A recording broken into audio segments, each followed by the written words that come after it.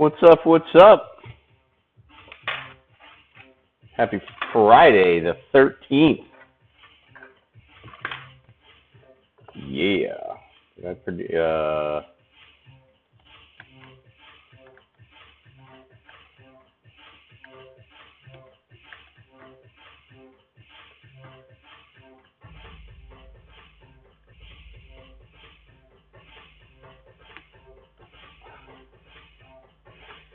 Alrighty.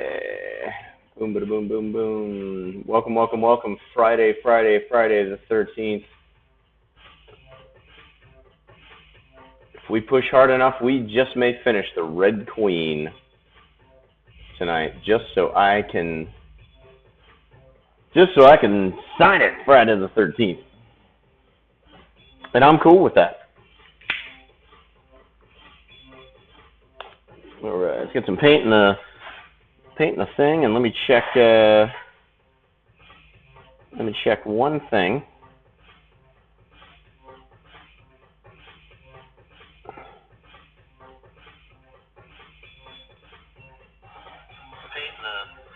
Yep, looks like you guys can hear me. Just making sure the vocals are good, and woohoo! Hey, Roger, what's going on? Just getting settled in here, you know. Got the painting all ready. Got my beer in my my Flying Dog Brewery. I'm not gonna tell them that's a PBR in here, but Badass Brewery, Flying Dog. Wonderful Friday the 13th. I'm ready to rock and roll and hopefully finish this painting. We're kind of down to the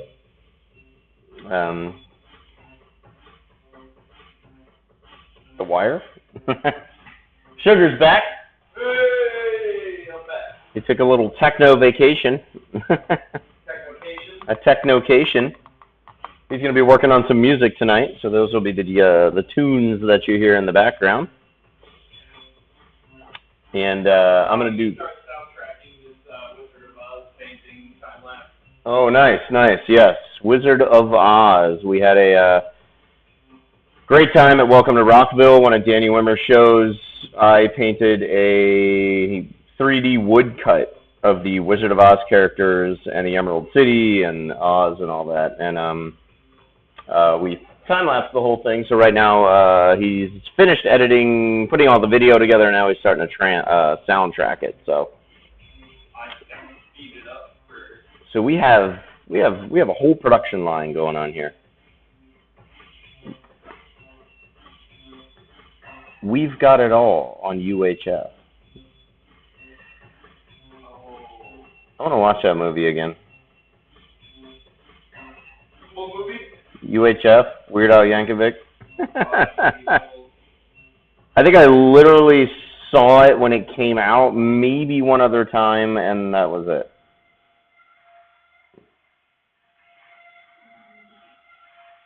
And it remains funny in my head. I'd hate to think I saw it again, and I'm like, You might change your mind. You fucking ruined it, yeah. I don't know, I mean, you just gotta think of yourself as like, what, like a 8 to 12-year-old? Yeah. Are there any... That's when it came out, was when I was like 8 or 9. Yeah. Are there any fart jokes? I remember wanting my parents to take me that in the theater so bad. Thou shalt not go. I had a few Weird Al tapes. I was a big Weird Al fan. So we're going to drop white on all these little 1950s doohickeys here, and so that way when I put the baby blue on, it is vibrant. Do you remember Dr. Demento? I do remember Dr. Demento. Vaguely. Was that one of his things? No. No. Like in a similar vein. Okay. Like radio show. Oh, the Creation Nation bot looks like it's working. Sean Dietrich is now live. Woo! Check it. Check it out. All right. Oh, here we go. Roger, Roger. I just saw your. Hang on a minute. Let me get the. There we go. Now I can see the. I'm thinking of getting my master's in business administration and a bachelor's in English / creative writing. That sounds amazing. Absolutely. You got that business education. It doesn't matter what else you have or what you're trying to pitch. Sales. Sales, sales, sales. Got to be able to pitch that product.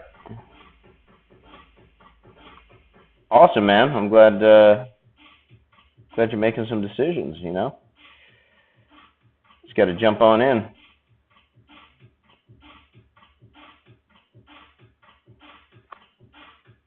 So your master's, are you already have what's leading up to that, or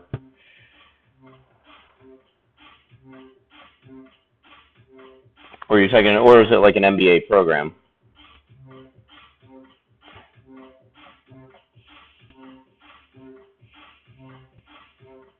Yeah, even just putting a little bit of white on here is like, just makes it pop. Love it. Oh, it is warm in the studio tonight. I gotta hook a fan up. It's very well insulated. So when it is 86 degrees or 90 degrees outside, you can walk in here and it's like a cool, like, high 50s. But since the temperature just dropped outside, oops, going for an MBA program. Very cool, very cool. Hell yeah, and once you get that, I'll hire you as a business consultant. Like, you went out and got the education. All my sales came from telemarketing and drug dealing. I'm kidding. Kinda.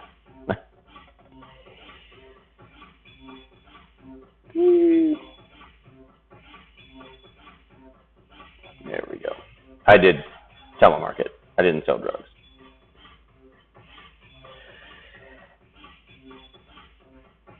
But I told my little brother that once. I'm like, if you want to be a great artist, learn English, history, and get a telemarketing job. You will be the most successful artist out there.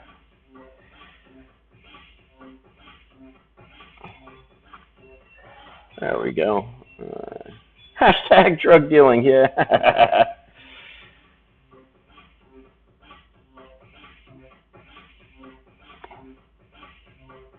Well, I've never done drugs. I would make a wonderful drug dealer. There would be no worry about me using the product.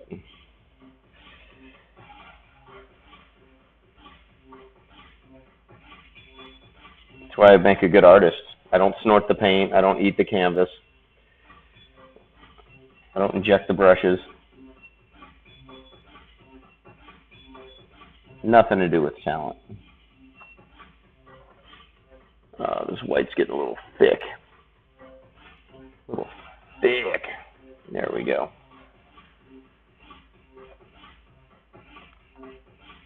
And then once I get all the white in, I get to do it again. With the baby blue. Alright, alright. Trying to think if I did anything exciting today. Tell you guys about. Family started to trickle into town for the reunion, and I weed whacked a whole shitload of bushes and brush. Super exciting day. But sometimes it's kind of, you know, if I'm tired in the morning, I just want to shake it off. Just get out there and weed whack.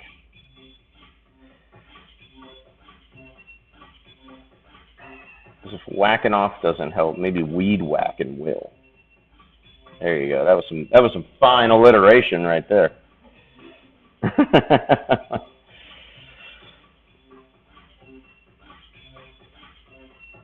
Don't rock the boat.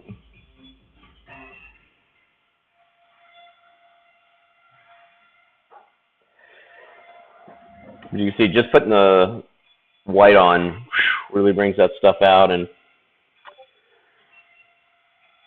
double parent. Do you struggle with making art that will sell versus art you want to work on? Excellent question. Well, and I've talked a lot about this actually. Some of not just on the earlier streams, but with artists, that I've worked with. I'll tell you a funny story too, because there's always a funny story. So nowadays I don't. Just because I'm good at pitching people and companies on kind of what I want to paint, or if it's what they want, like conceptually, I can spin it enough and get them sold on the idea and make sure, and make it an idea that's actually like lucrative for them. So it's a win-win. Finding time, that's a whole different story. I mean, obviously, I've told you, about the comic book that I've had in the works for the last dozen years. It's just been sitting there as a script, but and there's a lot of paintings. I mean, I have a lot of pinup work that I'd like to get done. That my first series is sold out, but when I was in San Diego and I started really doing live art at the nightclubs, I was still pretty weird at what I painted. I really didn't concern myself what people wanted. I just thought, hey, I'm a good artist and they'll like it. I from an early age, I was really concerned with like not really giving a shit what I think will sell, but training people to like what I put out, which is essentially, just building a fan base. I mean, you put out something unique, people get used to it. Or artists spend their whole life putting out cool shit, but no one gives a shit until after they're dead. That's being ahead of your time. But I think also with my process of adding a lot of backstory to the artwork and giving that user the experience, it really adds to it. And so it's a combination of kind of like style, technique, some subject matter. I mean, yeah, like for my manufacturing thing, we put out a lot of Alice in Wonderland stuff and Wizard of Oz stuff in the beginning. Not only because I already had some of that artwork, but it's commercially viable. I mean, sometimes as an artist, we go, okay, but I only, there is no copyright on Alice or Wizard of Oz. Those were written 100, 150 years ago, respectively. I don't personally like doing, but I mean, that's why we're doing the Red Queen here. That's kind of almost like not distinguishable as an Alice character. I'm really not a big fan of fan art or art that I think sells. I'm not going to be, like when I was in San Diego, I know so many artists that are painting waves, painting palm trees, painting beach scenes, because they think that's what people want in San Diego, which is kind of weird to think that like 1 million people live in an area and just because there's a body of water there, all their artwork in their house has to be that. And now if you've been to Southern California and you've met the people that live there, that might not be a far-fetched idea. But truth be told, there are some smart people down there and there are well-read and people that are into very different subject matters. And so it's just a matter of just sticking to what you want to put out. I don't believe in putting out what people want to buy as opposed to doing my own characters. So, but if I do want to if I have the time and I want to put out some stuff that's, for product-wise, just to kind of get the ball rolling and get it recognized, I use it as a marketing tool. But as far as like what I would consider my, creme de la creme of what I put out, my art collection, it would definitely not include that stuff. So, but I never worry about what people want or, because I feel that if you spend more time and you spend your time creating your own style, creating your own characters, creating your own way of painting, that eventually is going to build into something. And it's like anything, it's like any branding. Enough people see it and it gets ingrained and people start to get it and it becomes a movement, be it cult or big or whatever. So there's various ways to look at it, but I never, to answer the core question, no, I do not struggle with making art that will sell versus what I want to work on, because I think I've gotten to the point now, I've established my style, and I can pretty much paint anything I want, and I'll do pretty well with it. Not to say I don't, bring elements in that I think will sell, a lot of patterns, a lot of stuff that's visually, little visual tricks of the trade that give a painting a lot of action. If I have a sea creature and it's, octopus stuff. I mean, there's certain things that just sell. You paint an octopus, you're going to make a lot of money. Certain things, certain subject matters, but. Oh, the funny story. It's in my art book, and I did talk about this, I think, on my very first stream. So when I did get to San Diego, I was running the kitchen at an Irish pub, and I was putting out a lot of weird art, and I had a very dark comic book out, and I was concerned because I had moved to San Diego. I didn't really know anything about San Diego. I just was like, I never went to the West Coast. Let me check it out. I had 3 other buddies. We all moved out there, and I mean, from the minute I walked off that Greyhound bus, I thought I made a huge mistake. And because I was like, I lived in New Orleans at the time, so it wasn't. When I pulled into San Diego at 6 a.m. and it's like sunny out and people are jogging, down by the bay, and the water is just like glistening, and I'm like, oh God, I'm not used to this. So I met some people at the bar. I met this one guy in particular from Boston who worked at Spay-War, which is like a military complex that's in San Diego. And we were talking about that one day during lunch, and I said, look, I don't know. I do some pretty weird shit. I don't know if I'm going to be able to do make a career here. I'm like, everybody seems to be into like pet portrait, horse shit, and landscapes and whales, and not going beyond that, and I'm like, does anybody collect weird art in this town? So, but he told me that one of his friends is a judge,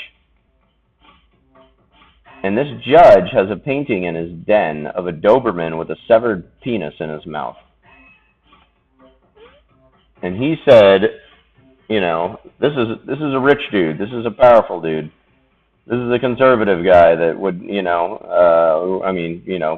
a judge.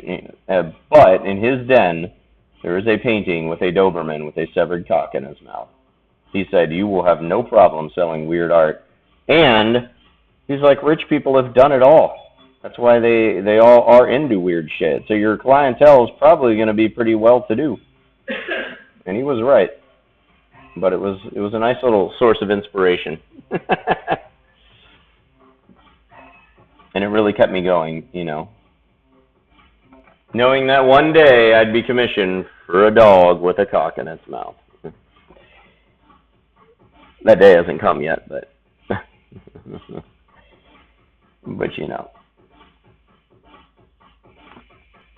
Yeah, get that master's degree. Let's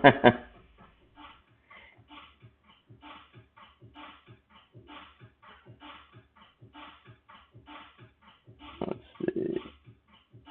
Are you in business now? Is that your background? Whatever you need, if you do. Yeah. Dude, I'm all down to barter. I fucking lived like that for probably the 4 years leading up to meeting my wife. Hi, I'm here. What can I trade you?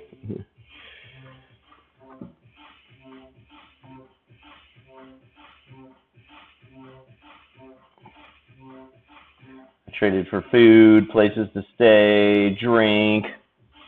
I have gotten some weed. Some guy gave me a ounce of weed to paint his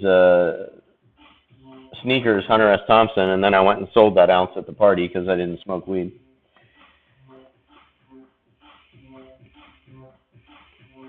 That was at DJ Holmes's place. It was one of them backyard parties. Some guy just came up and took his shoes off, and he's like, "Can you paint these?" Yeah, the yard, that was it. Yeah, awesome place.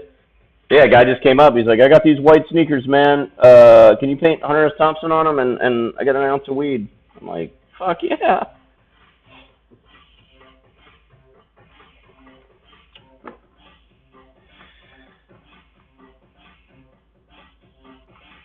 You just never know.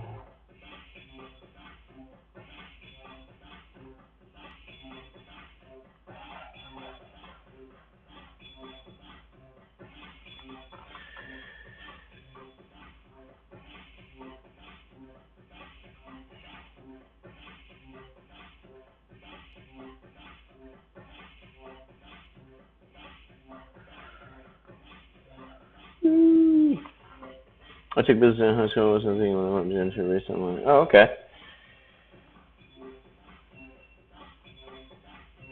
Yeah, I don't know if they have that.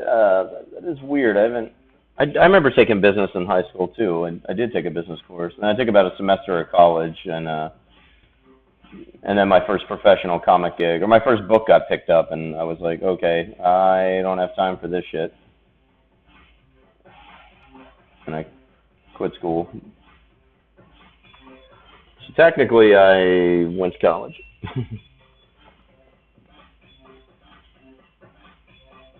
But it really was, I don't know, it really was just a fleeting thought that I would actually get a degree.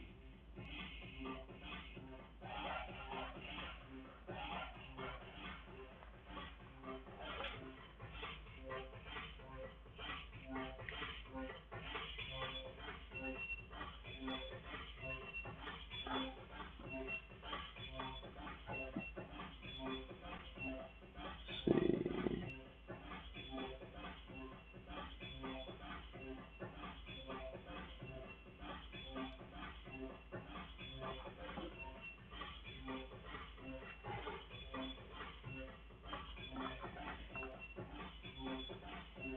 Is the dung beetle done? No, Oh, okay.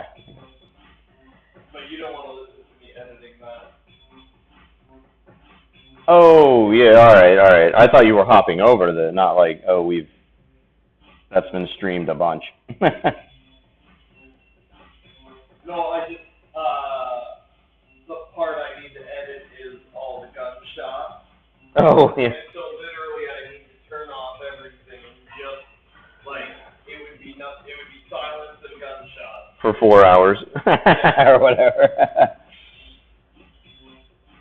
Okay, I'm going to take a poll online. Who wants to hear Yeah, right. 4 hours of gunshots and the Wilhelm scream? Computer science. After I got somebody went to account. Yeah, I just wanted to travel. I think I'm all for college and higher education, but I also think I think kids just need to get out there. I think they need to do maybe 2 to 3 years of traveling before they jump into college.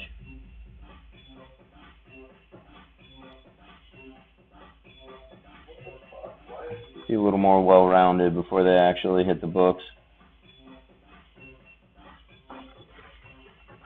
Well, what the fuck do I know? I never went to college. I just know what kind of person comes out of traveling a little bit before you jump in. All right.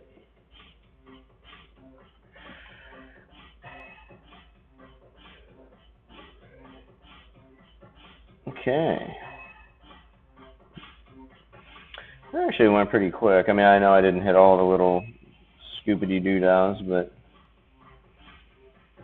some of those are going to be black and not the periwinkle or the blue.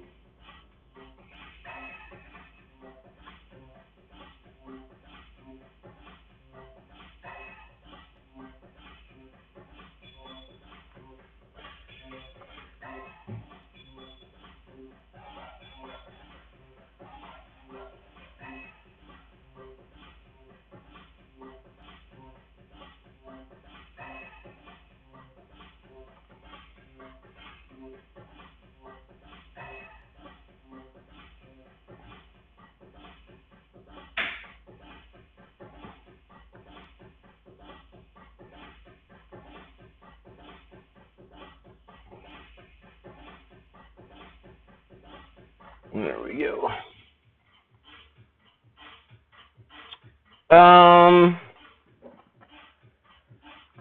Not really. Have you thought of starting a marketing and Patreon so you can take less? Yeah, no, I don't know. I have a few artist friends that do that, and it's a lot of work, like coming up with all the prizes and the monthly, and it just seems like that would just be way out of my bandwidth right now. So, um, that's why the manufacturing thing for me is the big thing, because it's residual income. It's great industry. Licensing. I am a direct manufacturer, so I get a huge percentage as opposed to a licensing company. So that's kind of my, residual income as opposed to doing like a Patreon account or. I still have a shitload to set up for Twitch. I mean, I still like when someone subs or cheers or I get a little beep in my ear set, but I haven't done like the crazy animation or anything like that. So, packaging design. I mean, I have so much to do. And my client work is pretty directly related. So, if I'm painting something for like Danny Wimmer, that is relation to my rock show. I'm at that show promoting anyway, so it only helps me. And if I do something for OCB, they're in the cannabis industry. Well, excuse me, they're in the smoking industry. They're gonna kill me for saying that online. And uh, rolling papers. They make rolling papers. So, but that directly relates to the smoke products that I put out. So the smoke shop products. And I have two big commissions right now. That's it as far as my commission list, but they're so involved. I mean, that's why I'm like over a year out on commissions or a year and a half on big paintings, just because it's if you factor in the two big corporate entities I work for and then or work with, we don't work for anybody. And the two commissions, it keeps me busy. And the magazine, I'm the art director and cover artist for Herb Magazine. So, yeah, maybe a little later down the road, or maybe use it as some sort of incentive or whatnot. I mean, I still don't have I don't have a Discord set up. I don't have a. Right now, I'm just a dude streaming. You're lucky if you sub, you get an emote.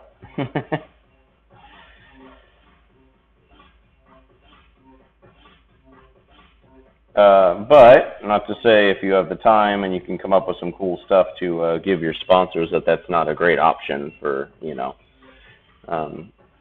promoting your art and making some money. But you have the right idea. I mean, residual income, it's almost like getting your fans to pay you a retainer, and I'm a big fan of those. So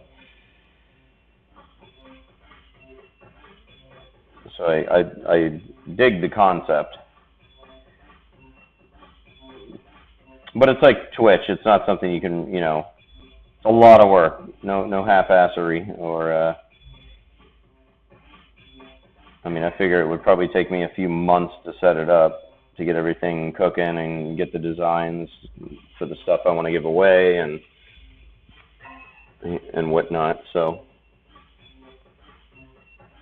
and that's something I'm learning within the manufacturing industry is like, I banged out the first 3 pieces of artwork that were going to be put on products in like a week and a half, but months and months later, after prototyping and failing on some designs that are print process isn't working or whatnot, it's stuff's out there, but not everything that I initially intended to do is out. So it's a lot. And then they hit you with, okay, this is great, we got it, it's coming. What about the packaging? And then I'm like, oh, great, now I got to do packaging design. Now I got to do, and that's obviously where it gets into the realm of funding your business, finding people to help, hiring a graphic designer to take over all that good stuff.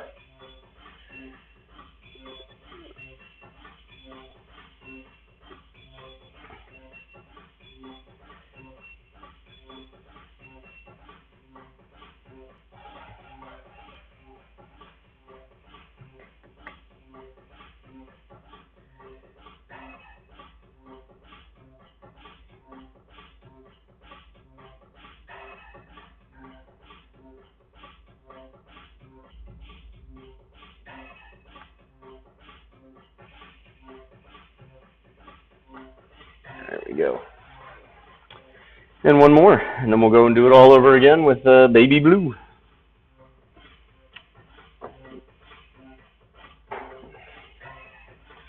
Baby blue. Powder blue. We'll do powder blue.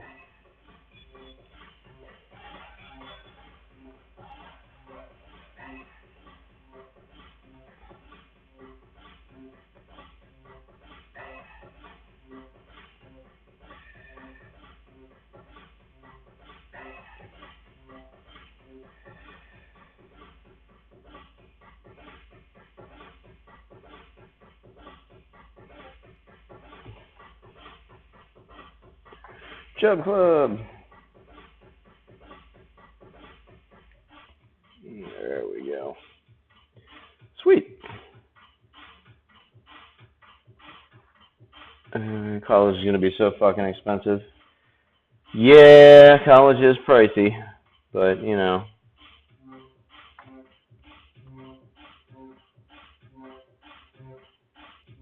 If it's going to take you somewhere and get you what you need to know to get your shit out there, then Holy good. shit! Huh? Whoa. I don't know if you guys can see the computer screen behind me, like going ape shit. Do you want us to go slower than this? I mean, what's the time? 2 minutes. That's the whole thing in 2 minutes? Yeah.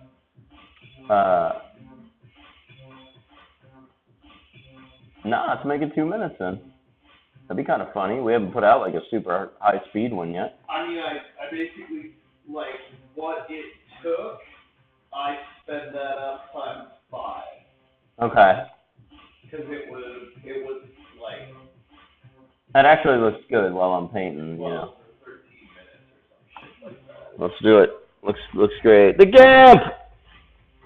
What's up, dude? You made it. Yeah. Let's throw up the fucking devil tongue. Welcome. Oh, looks good. And I'll be painting for a while. You tuned in, or you tuned in. What is this, Dark City? You tuned in. Actually, to the speed, Not at the end of this. the speed of what I'm playing, which is what I was trying to test out, is like, it works perfect. Yeah. How you doing, man? Doing well. Doing really well. Glad it's Friday the 13th. My kind of number. Having a good time, and yeah, I'm gonna try and crush through and finish this thing.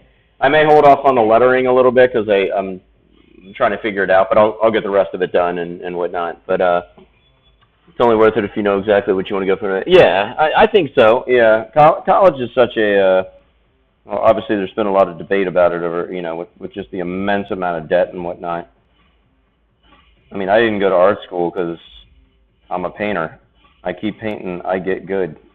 Like, what are they teaching me? You know. And my style won't look like the next 10 dudes sitting next to me, so it's, you know.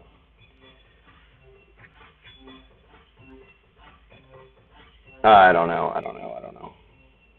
Yeah, it's hard to say. I don't know. My 3 things are: don't go to school. You can just go out there, do it yourself, meet people, take that life experience, turn it into something. Go to art school if you're looking to do animation or anything that requires a massive amount of expensive equipment. Or what my first publisher did is he went to school. He went to multiple schools to study under the artists that he wanted to, and then thus was able to take all that knowledge and come up with his own style and start his own company and all that. So those are kind of the 3 different ways that I see the going the, you know, as far as going to art school or the 3 ways to become an artist. All right. Well, it wouldn't be Friday if we aren't going to dip into the PBR box here. There's the blue. There's that 50s blue. If you don't have a PBR lunchbox, I highly recommend one. They're really nice. Little handle. Great for holding paint. Amazing for holding paint. All right, we are probably going to use the last of this paint off, aren't we? Little. Huh? Yeah, and Sugar's back there working on the new time lapse. It's gonna be a good Friday, unless like a bomb drops on my studio or whatever. Cheers. That would be a really good Yeah, busted out my new flying dog koozie. This is the brewery that Ralph Steadman, the guy who did all the Fear and Loathing art, he does all their beer labels. If you don't know this brewery. What do you think about that? Do you want me to start with something fresh for this? What I just heard, Yeah. I like that as a starting point. Sure, right? Yeah. Fuck it, it's done. Print, ship, next. We No. need a photo of the fucking thing so we can put it up online. Of the actual piece? Yeah. Yeah, I mean, that's one of the things I got to grab off the bed in the motorhome to make room for the guests. Dude, there was a flea in here today. A flea? It was on my arm, yeah. And it just like jumped off really quick. And I'm like, that's a fucking flea. Well, cinnamon I gotta. gets flea. Wait, what the hell just happened here? Oh, Andy Tams, rating with a party of 6. See, I turned my head and talked to Sugar, and I'm like, all these people snuck in. Fuck you guys for scaring me on Friday the 13th. Andy Tams, Mega's Crafty, Divine Chaos, everyone, thank you so much for hopping over here, and let's paint the Red Queen. So that's what we're working on tonight. Yeah, Gimp, drop some of those little devil emotes. This is your sub emote right here. Hopefully finish this tonight. We're doing the Red Queen, Genius Pipes. I'll pop out the pipe so you guys can see it again, and I'll show it to you. Have a great stream. Glad we startled you. Yeah, for sure, man. But yeah, working on the new design for the new Genius pipe. So, bam, just voted High Times #1 pipe. This one's signed by Kevin Smith and Jason Mewes, otherwise known as Jay and Silent Bob. And so they want to continue the Alice in Wonderland series that I did for them. So I took the Red Queen, I pulled her from Wonderland into our dismal world, and so now she's just a Social Security collecting. These will all be Social Security checks that she spent that form her crown, with a Queen of Hearts card, some old roses, and some cigar and cigarette butts that turn into a poker visor, which will eventually be green. And then she's just playing some poker. She's been there a while. And with that stack of chips, not a good night. But yeah, that's kind of the concept, is to like reverse Wonderland, to bring the characters in and make them, maybe the caterpillar's working at Subway, because with that many arms, he can like put all the toppings on at once and get people out quicker. Who knows?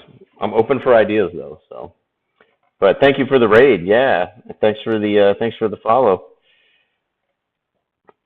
And this is Sugar behind me. He does all the music for my time lapses. So his music studio's over there. He's working on some shit. Yeah. A time lapse that we did at Welcome to Rockville in Florida at the end of April. So I go out twice a year and I live paint and sell my art at the major rock shows that Danny Wimmer Presents throws.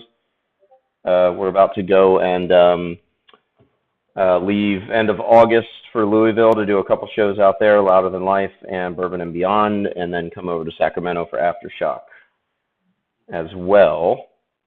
So we time-lapsed a Wizard of Oz piece that I did, or a 3D woodcut, and he is currently, he edited the video, and now he's starting to construct the song for the background. So all my time lapses are on my feed, but they're also they're all on my website, SeanDietrichArt.com, and then my Instagram @SeanDietrich if you want to see some of the updated stuff.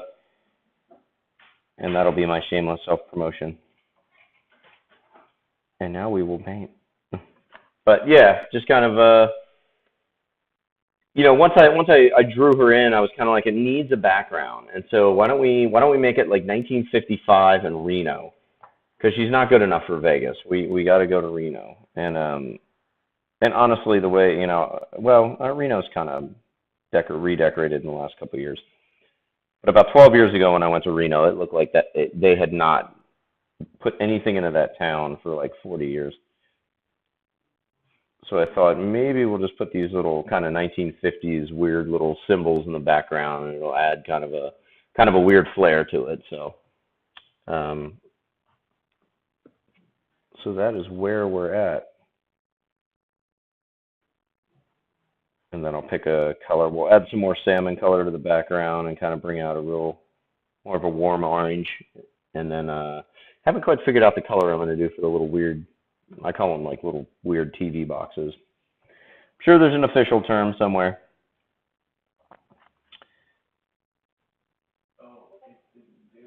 It didn't do it. Sugar will have some music playing soon.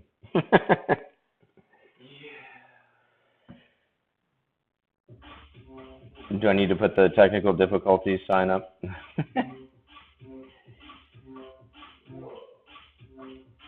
And anybody watching, if you're an artist, creator in any capacity, whatever, feel free to drop a link in chat and show off your art. I'm all about artists promoting their stuff here. I won't worry about one person's website taking my entire career down. I say that now. No. But I'm always cool to look at some new art too. I really appreciate the stuff that I've seen so far. Some of the artists that I've met, especially the Creation Nation Discord's been really awesome. All thanks to Moon Witch, who directed me to them.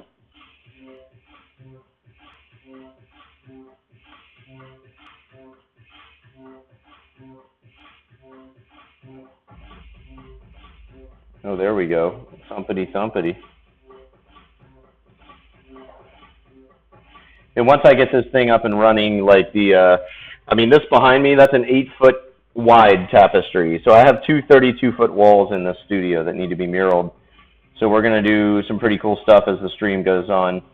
I'm just ending my 5th week streaming, so still getting a few things set up. I did manage to get a sub emote designed, the little devil guy with the tongue sticking out, and then but we're going to do some stuff like with his music on. Maybe we'll get some turntables in here or whatnot, or he'll DJ, and then I'm going to mural these walls live. And then I also tour in a 23-foot C-Class motorhome that's already painted up. If you scroll down my Instagram, there's a picture of it. But I'm going to re-mural the motorhome before I go on tour in September or in August, and we'll stream that live as well. So aside from just sitting at a canvas and painting, I've got some pretty cool or different things coming up. You can decide if they're cool or not. But we'll hop all over the place eventually, so. Oh,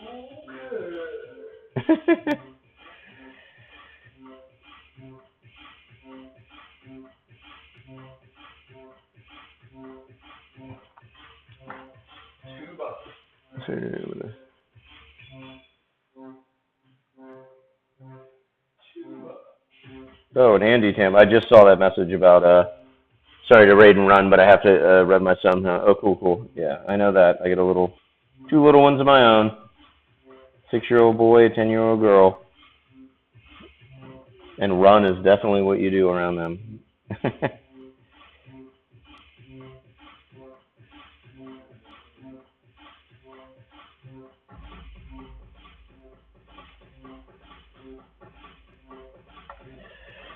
Anybody got any big plans this Friday the 13th? Maybe sacrifice a goat or take care of that annoying neighbor that's just been hounding you for months? voodoo, I say. Voodoo? Perhaps. A couple of voodoo dolls. We'll get some new pins. Or just kick back and watch the shitty remake of the movie. Nice. Live murals sound cool. Yeah. Not this year. Yeah, I mean, I like I've been doing live art at nightclubs and festivals, over 4,500 events since 1999. Just doodling and watching streams. Awesome. Yeah, I love live art. I mean, that's why this, I think, comes pretty naturally to me to just sit on screen and do whatever. But I started out actually painting behind an industrial band, and it was the girl I was dating at the time and her friend, and they basically had two Yamaha motif workstations on stage, so they were just like programming, and it was really fast, hard, thrashy industrial music, but their show did not look like that. It was just like two people behind their workstations, and I'm like, okay, you need some visuals. So I would set up a 9-foot canvas and just assault it with paint, and it was all abstract and just throwing paint everywhere, throwing paint on the audience, the band, you know. But that was officially my first live painting gig. At a New Year's party at a Mexican restaurant in El Cajon, California, that had a nightclub attached to it. But then I started doing, when my first comic book came out, it was an indie book, and they didn't have a huge budget for advertising, so I knew a lot of DJs in San Diego, and I'm like, so where are you spinning tonight? Mind if I set up a canvas and paint? And I actually met a few cool people that through monthly events, and eventually ran into this guy who was DJing, and did some filthy Sundays over at the Cava Lounge.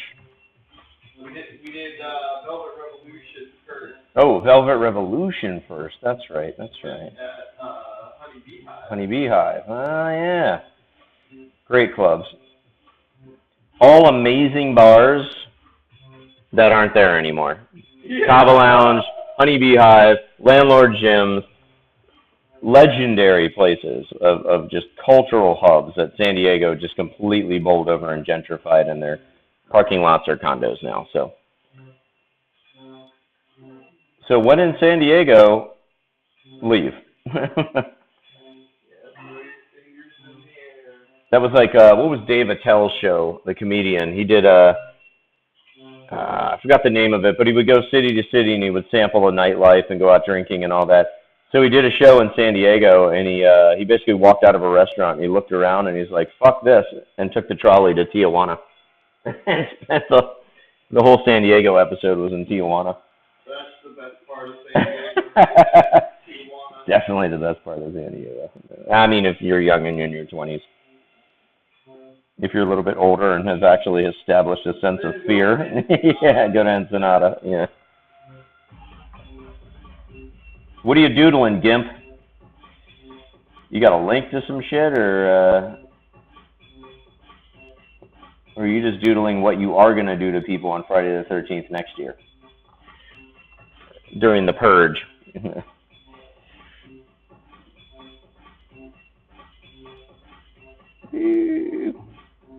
Yeah, I like that blue. That's really, like, popping. That was a horrible pop. I can't do it. My lips are too dry. Nothing some PBR can't fix. Cheers to you all. Thank you for hanging.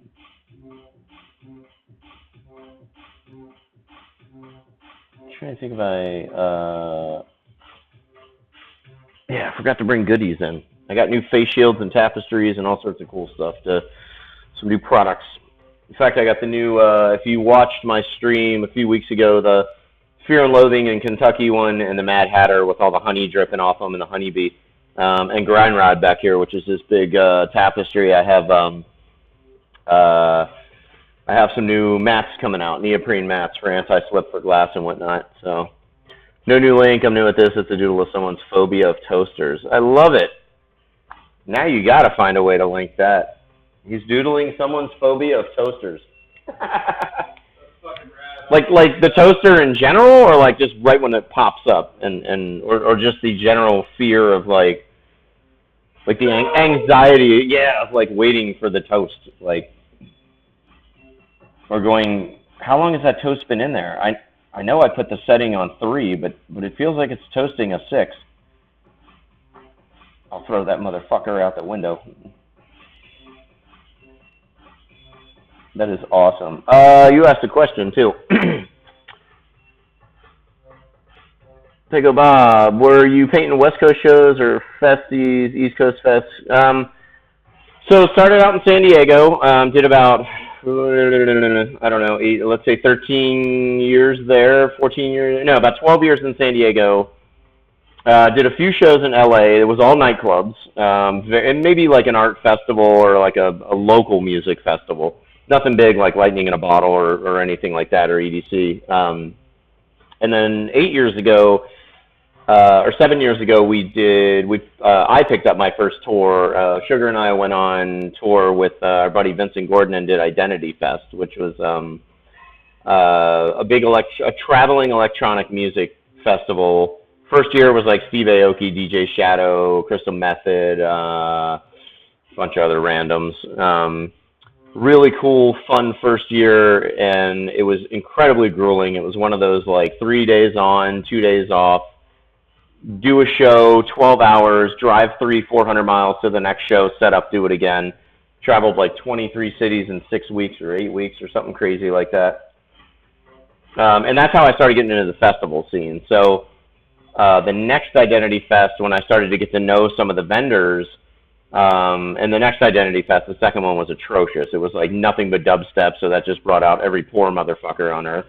And that's where I met a bunch of vendors that were like, dude, you would fit more in the rock realm, in the metal realm. So I got hooked up with Uproar and Metal Mayhem, which were traveling shows like that. And then I got connected with Danny Wimmer, who throws just big rock shows. The biggest one in the U.S., the biggest hard rock show is 150,000 people. Rock on the Range in Columbus, Ohio. I do Welcome to Rockville in Florida, which they extended to 3 days, so it's somewhere between like 70 and 80,000 people showed up this year. And then Carolina Rebellion, and that's my May tour. And then in September, October, I go to Louisville. Last weekend of September is Louder Than Life. The weekend before that is Bourbon and Beyond. So it's nice to be in like the same location, set up, and then you have two shows. And one's a little more upscale, Robert Plant, David Byrne, Lenny Kravitz, Sting are headlining. And then the very next weekend, it's more Nine Inch Nails is headlining, and then a bunch of other like metal and Avenged Sevenfold and stuff like that. So I've done Lock-In Fest. I've done, because I had a sponsor that was big into like Fish and Lean, and so not really my scene, as far as like the real hippie shows, but it really doesn't matter. I mean, everybody appreciates the art. So for me, it's like whether I got to put on some headphones to drown out the music, I don't actually do that, or just be there because it's a different set. It's set of people. I really don't care. I mean, it opens up, but obviously the rock shows are definitely more my speed and where I do the best at. So, but yeah, lots and lots and lots of nightclubs. There was probably a 3-year stretch where I was out 6 nights a week. I had Mondays to recover. No, wait, Mondays we did Azuki Sushi. I maybe had I don't know what the hell I had to recover. Maybe I didn't recover. But it was really grueling and really intense, but it was a good way to build up and get my name out there. And I just wish I would have done it in a city that was a little more appreciative of the art, or at least edgier art. But on Identity Fest is where I actually was the first time I ever went and painted in San Francisco at Shoreline Amphitheater. And I killed it that weekend. And I'm like, what's up with San Francisco? So what I did is when I got back from tour, I reached out, I went on Facebook, and I found probably 60 DJs, nightlife photographers, promoters, magazine owners, anybody that was involved with the nightlife and the nightclub scene in San Francisco, and wrote to them and said, hey, I just finished a tour with this DJ, this DJ, this DJ. They were playing, I had a booth, I was doing live art. I would really love to get into the art scene in San Francisco and whatnot. And my now good friend Christian wrote back. Well, first he unfriended me, and he's like, who the hell are you? And I'm like, explain myself in depth and the stuff that I do. And he's like, oh, dude, that's awesome. He's like, I'm the nightlife photographer for the biggest nightlife magazine in Frisco. And then he just started booking the hell out of me. And I basically tripled my income by going 1 week a month. Oh, you're in the Bay. Nice, nice. Yeah, I did like the first weekend I went up, I actually did this big, started out as I forgot the name of it, if you're on the Oakland side of things or whatnot. It's over in Oakland. It used to be like a Black Panther party, I believe it started at, or started as, and now it's like a big cultural party in the park. And I painted there, and then that night or the following night, he booked me at the Supper Club, which was a big kind of very famous underground kind of Mongolian style seating. Like you sit on a bed and get served food, and they have like a drag queen that MCs, and then 1015 Folsom, Icon Lounge, which is now F8.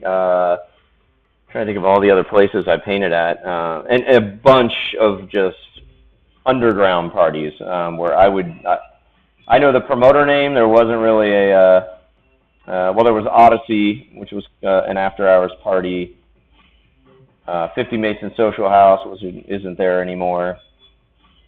But absolutely love it up there, and the art scene, and the clients I've made, and the met, and that have bought art, and the amount of art I've sold, and so getting out there was very eye-opening. I also thought too, once I got out there, I was going to meet like thousands of other live painters, and I barely met any of them. And I know it's kind of a bigger thing now, but even as little as like 7-8 years ago, as far as artists like going out and performing in public and painting in public was, I just didn't see it much. But now everywhere I look, somebody's doing, just moved here 6 months ago, still, but, oh, nice. Are you in San Francisco side, or like Sausalito or Oakland, or?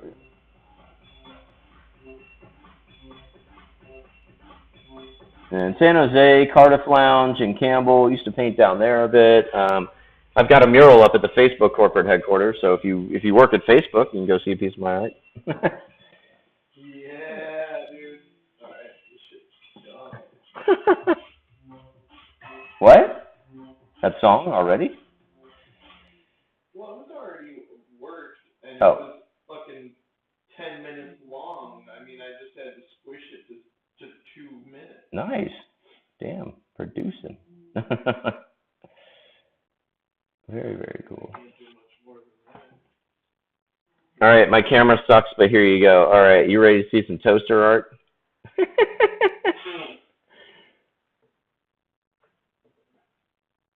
I knew this would be good. Look at this shit. This is awesome. 50 toaster art. But it's almost like she's fake terrorized. Like, oh no, please don't get me. But like she really wants the toaster to jump on her, or whatever. Like toast fucking. Toast fucking. Have you ever seen that brain candy? No, there's. Kids in the hall, brain candy. Oh, they had toast fucking. You I don't remember that. I remember Kids in the Hall. All right, we might have to pull that. About an hour out at the military base. Oh, okay. All right, cool. Dude, that is an amazing sketch. You should be streaming that, Gimp. We could all use a little more toaster phobia in our life.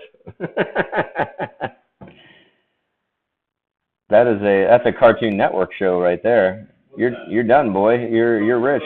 Yeah, toaster phobia. It's like You're a fashion designer. Okay. Awesome.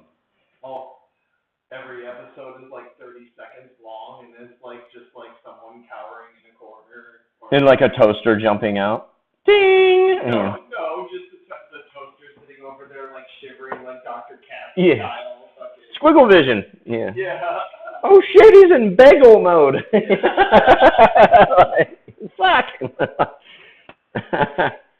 I always wondered about it. I finally got it right, but I used to be like, oh, so what does it mean when I push the bagel? When you push the bagel? Mode. Which side does the bagel toast? Like, just because you put the thing in doesn't mean like, it doesn't, I don't know. I had to look it up. It goes slower? I think only one side gets toasted because you cut it open, and the inside only toasts on my toaster. But so when you put it in with them facing each other, yeah, you'll just have non-toasted bread and a very baked bottom side. like your bottom bake. I walked into one stream this afternoon, and the dude is talking about wanting to be smothered, and I wander in here, and the first thing I get is toast fucking. Found the good streams. You know it. No, for real. Oh, Roger was posting something yesterday. We were putting, he was posting all these funny Bible verses, and one of them was about like, What was the Bible verse, Roger? It was something about she missed her lover,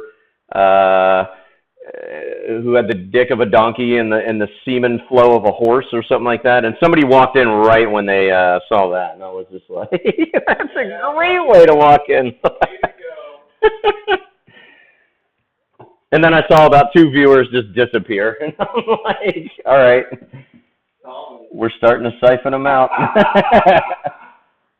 The stream is starting to, solidify a reputation for horse semen and toast fucking. Well, welcome, the Ink Skull. Thank you. I saw you were hopping around on my Instagram liking some shit, so thank you for that as well. And yeah, we will continue with the wonderful conversation. So back to toast fucking. Sugar was saying something about Kids in the Hall. Yeah, man. Had a skit? No, it's in the movie Brain Candy. Brain Candy, okay. The movie Brain Candy, all right. Have you ever seen Kids in the Hall Brain Candy? The whole fucking thing is amazing. Maybe I haven't. I don't know. I feel like I should have. A lot of people who and I know that I do not realize they have a movie. Okay. It is one of those things. That might have been it, because I'm huge into like The State and Kids in the Hall, and like I love those sketch comedy ones. $240 worth of pudding. There was some, just absurdly weird shit. Now you gotta, all right, Gimp, you gotta run with that, dude. I want to see, I gotta see Toast Phobia comics every week now, or. And so, what's the background of that? So let us in on your friend's phobia. Like I said, is it just a toaster in general? All right, here you go. It's only What do we 26 seconds. All right, 26 seconds. Sugar's gonna play us a little something. Ready? Yes.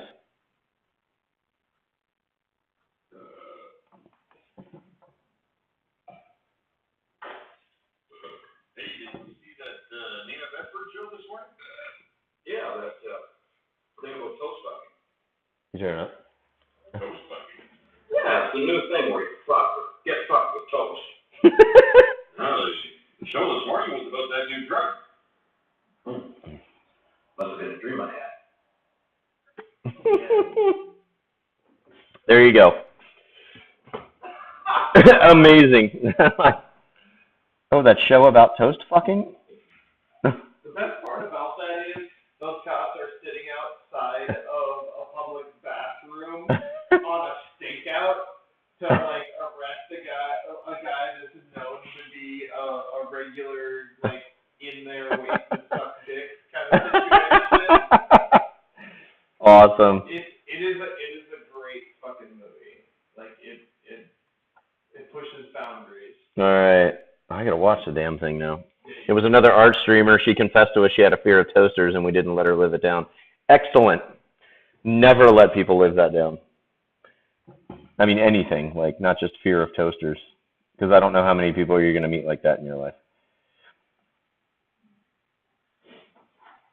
I don't even understand. I don't understand the fear at all. Yeah, I just, she's just left with a boring life of untoasted bread. Now, what if someone toasts something for her and she's not in the presence of the toaster? If the bread is toasted, does that still trigger the fear? We could go way far with this. Like if someone was chased by like Jason Voorhees and then they saw a machete at Home Depot, would they just like freak the fuck out, or does it literally have to be held by him? We narrowed it down to toaster ovens causing the fear, but the drawing had already begun. Oh yeah, I don't think it was as deep as toast triggers. What are your toast triggers, guys? Unbelievable.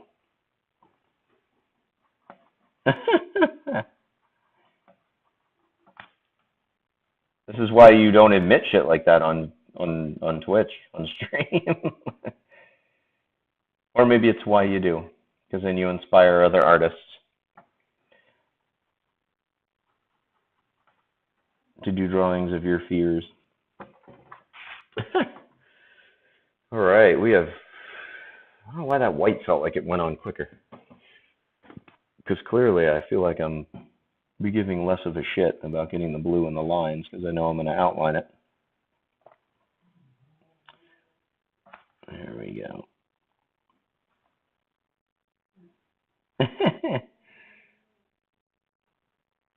Always good when you walk into a stream and just the conversation is, what the fuck? I'll probably, depending if he's on, I'll probably raid Crazy Like Swayze a little bit later, and he's almost guaranteed when you walk into his stream. It's something absurd like that, especially if he's playing party games. Permanent history now. Damn right. Here's to that. Cheers, guys. Say hi to Flying Dog Brewery. It is a wonderful Friday the 13th. I've only been on for an hour.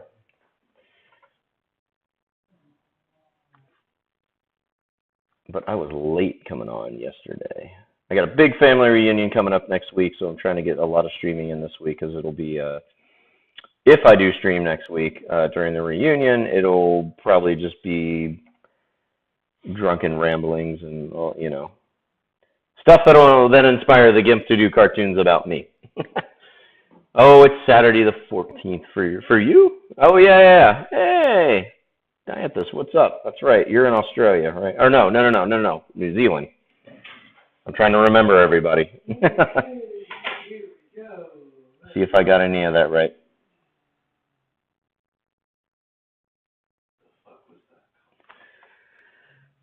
Saturday evening here. Okay, all right, guys. So you've already got your killing out of the way. You guys have cleaned the machetes off and. Who's killing? Sipping some tea. There's some people from Australia and or New Zealand, and it's already Saturday there. So. And they kill for a living? They don't kill for a living. It's Friday the 13th. Oh. That's what they live stream. Today we're going to murder Fred. Thanks for joining us. He doesn't know what's going on. Yep, Kiwi. All right, awesome. No, you're the Aussie. Okay, whatever. You guys are, all right. You know what? You're going to be the next Dayers. How about that? That's going to be your label now. The next Dayers. Because I'm going to say happy whatever, and you're going to be like, you're an asshole. It's Saturday here, not Friday. Thanks for excluding us. I can't win them all. I can't. I love this baby blue, though. It's always nice when you work with, like, all right, all red, white, and then boom, throw in some other color. There's always that one color you can chuck in there. The Kiwis aren't Aussies, and Aussies aren't Kiwis. Oh, I know that. I spent a month in Australia. I like I'm in the know on some of this stuff. Like, never call somebody the other guy, or, so I get it. I will never mix you guys up. I'm just lumping you all into a how do we phrase this? A indicator, so I don't have to remember which one's which. A group, if you will. And I absolutely loved being in Australia, and I was sad I didn't get over to New Zealand. But I get to see a few of my Australia friends at Aftershock because they're flying over for the big concert in Sacramento in October, so that'll be really cool. Yes, that's a very bad thing to do. Believe me, I mean, I grew up in big cities in America where if you mess up don't say I live on that fucking block, and let alone another continent or country. All right, so check this out. Okay. All right, why's my internet? It's getting all weird. Go to a bar, have Kiwis and Aussies in there. They stir each other up when the Yanks turn up and start insulting Aussies, and everyone turns on the Yanks, right? You can play it? Yeah. All right. I'm going to take a minute and watch this time lapse. Hang on one second. If you can see it. All right. Yeah, you can see a little bit of it. My camera thing is a little Small. Oh, I like the zooms. Yeah. That's cool. The pans and the zooms on that are awesome.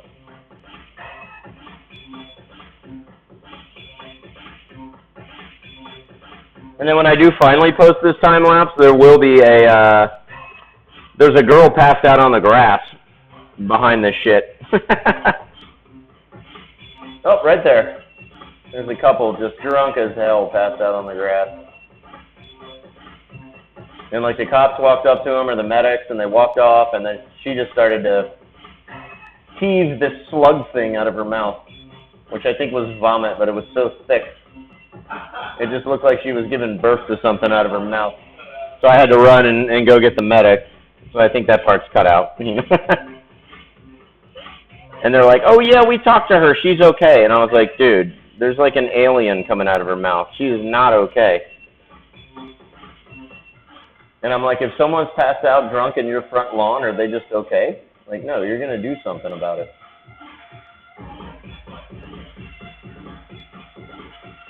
Oh, that's thick as hell. I love it. I love it. Oh, the zoom on it? Yeah. That was tight. You know, all my wristbands. It looks like I just came out of the hospital and went and live painted, or I'm at a rock show.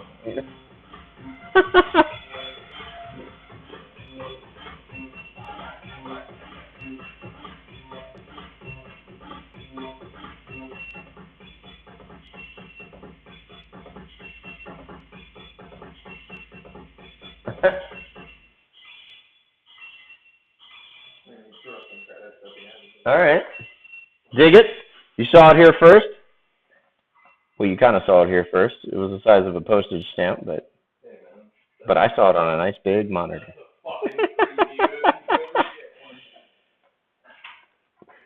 It happened to my dad. The young school dad was in the Navy. AQE forces to stir each other for the American military turned up. All of them turned on the Yanks. Oh, yeah, we're used to that shit, you know. I would just self-inflict jokes on myself when I was in Australia. I was like, let's just do it now because I know it's going to happen. We did get kicked out of one bar, and I still to this day have no idea why. But I think the band that started playing, I was having too good of a time, like talking to these people, you know, that were just asking me a bunch of questions about why I was down there and the art, and we're laughing it up. And then the bouncer was like, "You got to get out of here." And I'm like, "What?" So. Other than that, we did pretty good.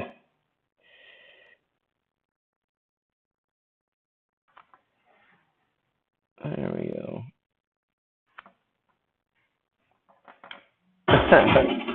Whoa! Oh yeah, you got some tunes to play?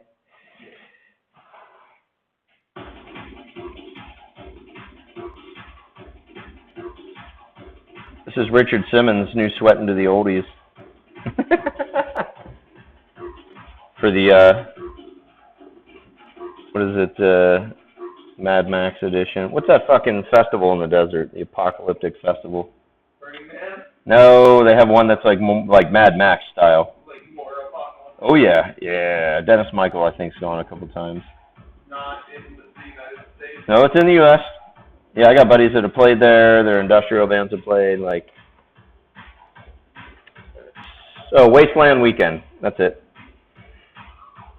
I'm thinking this is going to be the premise for MG42 with Speedo. Ooh, I like that. Awesome. New Zealand being Australia's 7th state. I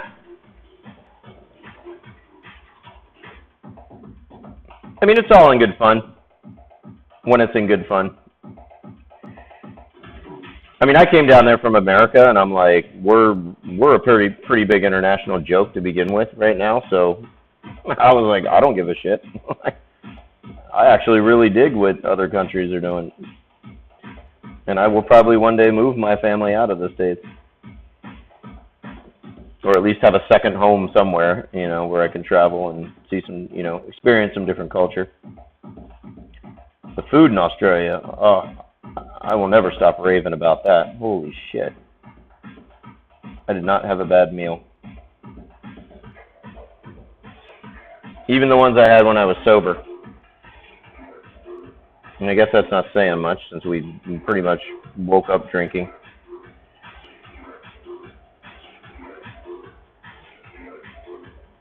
Yeah. Yeah, I don't ever try and like if I'm down there, I won't try and somebody's like joking about some local thing. I don't ever try and jump in on that and add my 2 cents because I'm like, that could detonate.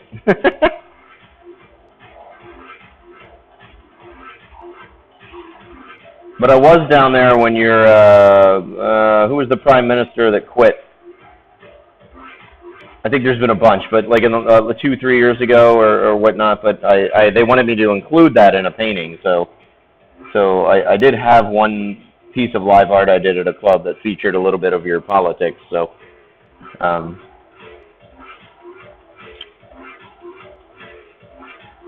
other than that, I was just, hey, here's my art. I'm down here. You guys are cool.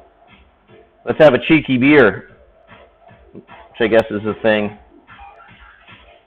Because every time I turned around, my buddy'd be like, time for a cheeky beer. I'm like, why? Well, the mailman delivered the mail. Oh, okay. I guess that's an excuse to drink. Woohoo! Oh, you know what? Maybe I'll just do white behind these little TV things. It just never occurred to me because I had all those painted in white, and obviously that wouldn't have looked good, so.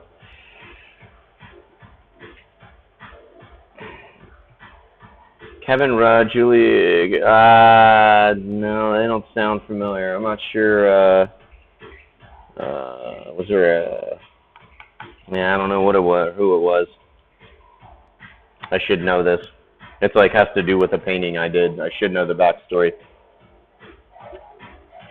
But I drew him jumping off one of the more prominent buildings in Brisbane. For some reason, they like that. And, yeah, I didn't find myself in too many situations though where it was, nobody was ever anti-American to me, and I never found myself in like a joking situation that seemed like it was going to get out of hand.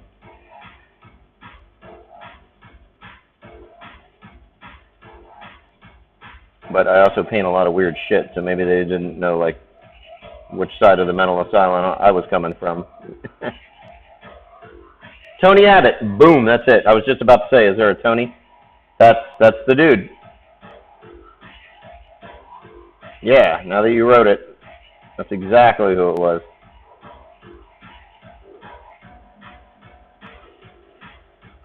Yeah, I did like a Fear and Loathing in Brisbane, and so I featured all the, like Mountain Goat Beer sponsored us, and this other brewery, and then a bunch of the buildings downtown, and my buddy owned the Slingshot Bar, and so we added that. But yeah, one of the big buildings, Mr. Abbott was taking a dive.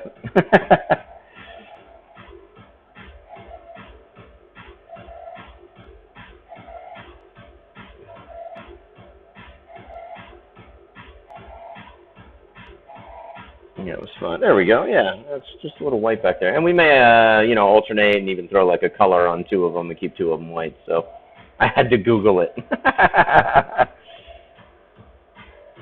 That's okay. With how ridiculous we are here in the States right now, sometimes and just how much I don't follow politics anymore. And we won't get into a big political discussion because I don't like it. But I just don't give a shit. So a lot of times people will bring stuff up, and I'm like, I don't know. Does that have to do with art and painting and rock and roll and having a good time? There we go.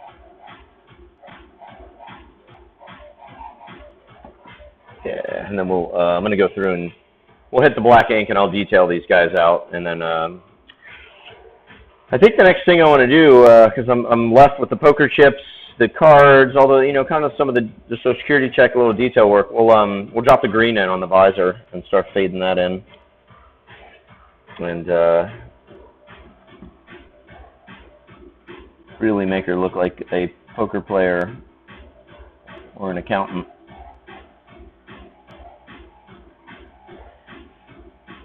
And I was supposed to be in Vegas next week for a trade show. So this would have been a really cool painting to take with me, but at the family reunion. Couldn't do it. And OCB wanted me to come in for a day, and I was like, dude, I'm not flying. Our cartoon president, yeah. I just, you know, you hear so much about him without even trying that, like, I don't even want to, like, even if it's funny, bring any more of that Joker into my life, so.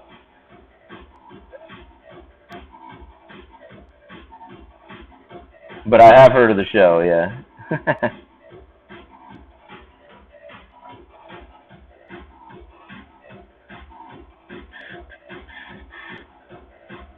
There we go. All right.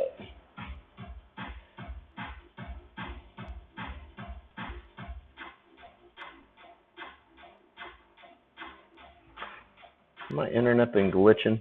Looks like it's okay now. Dude, I gotta call the internet service. Pay for 1 gig service and it's fucking shit. Okay. It's hilarious. All right, maybe I'll check an episode out, you know. Some nights I do get bored and when I'm painting and not streaming and I don't know what to put on. I just started watching the Netflix 10-part miniseries again. I watched it once last year, but it's such a great story about the Hugh Hefner story and how he started Playboy and just all the stuff behind it, the social commentary, the equality, what he stood for as far as having black artists appear on his TV show, and Hef was actually a pretty cool guy. I know a lot of people are just like, it's Playboy, exploitation. It actually started out as a pretty cool magazine. It's a really good documentary, though. I think 10 parts, half hour each episode.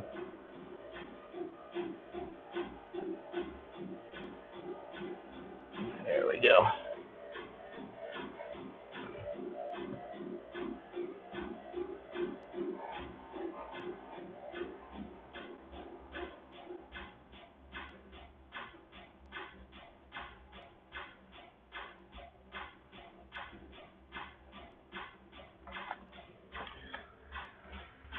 I forget one. Just that one. Okay.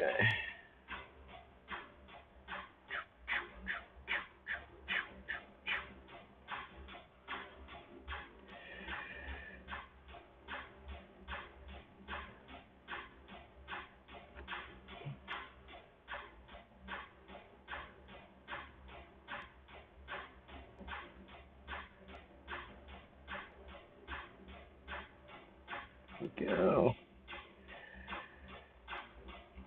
Yeah, I haven't used any ink. I haven't been praising Holbein.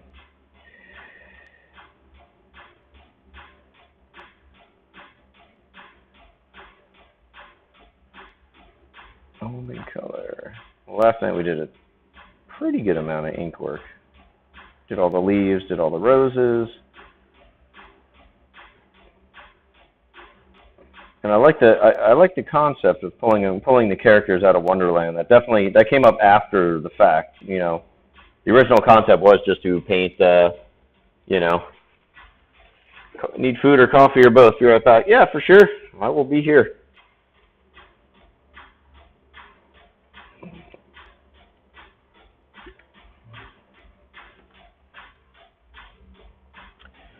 Original concept was just to make the Red Queen just old and empireless and penniless and on Social Security, and then once I started thinking of like maybe bringing the other Alice characters in and what they would do if they got pulled through, I figured the Mad Hatter would just be like a completely insane homeless person, and then Alice would be, of course, first thing somebody yells out, stripper, paying for college. I'm like, I think we can do better than that. While we have the white, let's do some of these cigarettes.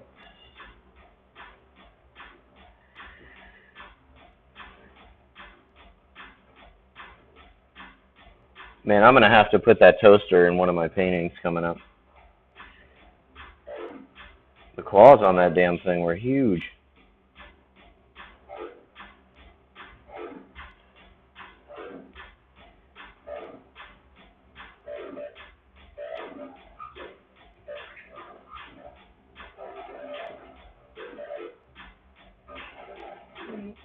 I could do one painting where like all the Alice characters are coming through the rabbit hole and they're thinking, yeah, we're gonna go to this nice normal place and it's gonna be, and they come through the hole and there's just like a giant toaster ready to fuck them. We could mash up concepts. That's how great art is produced, right? Yeah.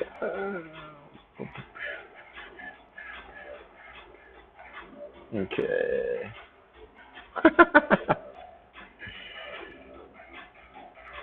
Just go, you know, I love way off the wall stuff like that where it comes so far out of left field you're like, that had to have been some inside shit, some inside joke shit, because I could analyze this for hours and I would not even know where that guy was coming from.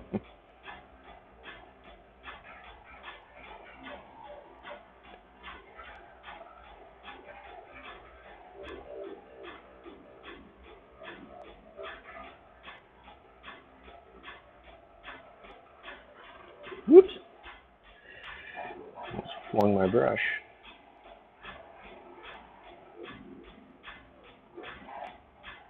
There we go.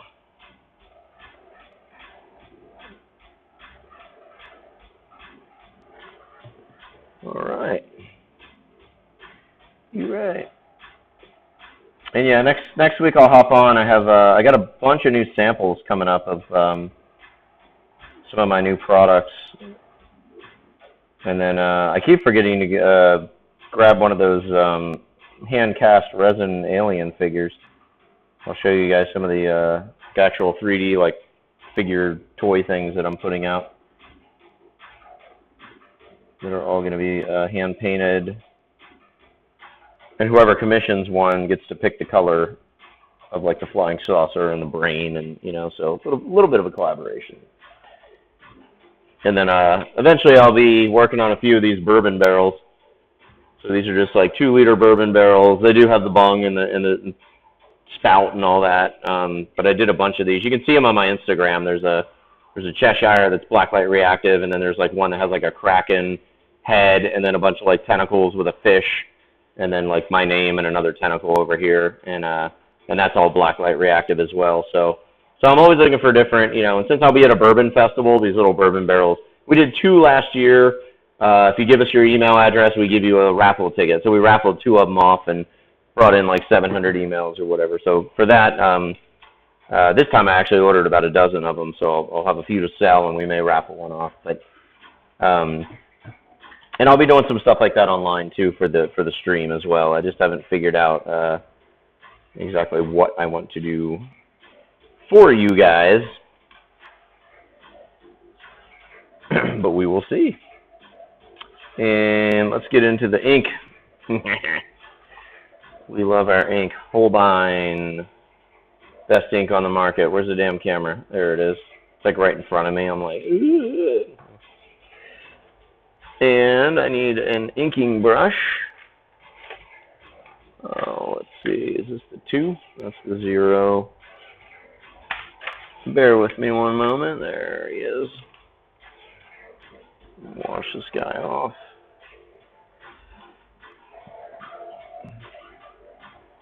I didn't realize I'm wearing a rabbit hole t-shirt.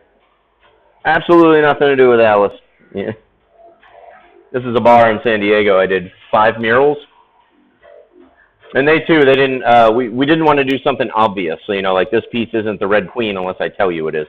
So for the bar, they wanted to call it the Rabbit Hole, and the idea was that the whole area used to be infested with rabbits. It had really nothing to do with Alice in Wonderland. So what I did is I did a 30-foot mural, and since it's California and the gold rush, you know, Sutter's Mill back in the day, I had, and it was on a brick wall, so it had that rock texture. So I made it look like a cave, and there were all these rabbits that were mining for gold. But in the middle of it, it had a little door that they mined. They found this door hidden in this cave, and it had little rabbit ears that spelt W. So it was like a little bit of a a poke at like that's the door to Wonderland. And then I put myself in there as a rabbit with a funny looking hat and over towards the left, and he was running a whiskey still. But yeah, that mural's still up there, and then I did a bunch more for him. Did like a 9-foot mural of Wyatt Earp's Peacemaker on the back wall, like blowing through a whiskey glass, and so not a total coincidence that I'm wearing a rabbit hole shirt. But yeah, fun projects, you know. I like to, paint on anything. If I can make it work. I think it's always cool to decorate something that's just a standalone, just kind of a boring product. So I should probably do the circles first and then draw. That way I can put a little thickness on the bottom. Bring it around. And this is going to be really fucking tedious, isn't it? But that's okay.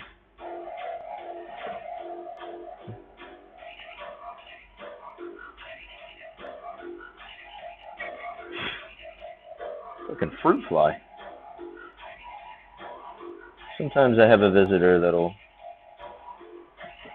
pop in the screen.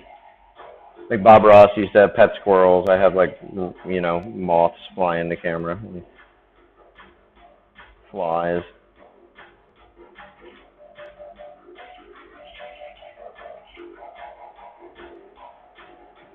There we go.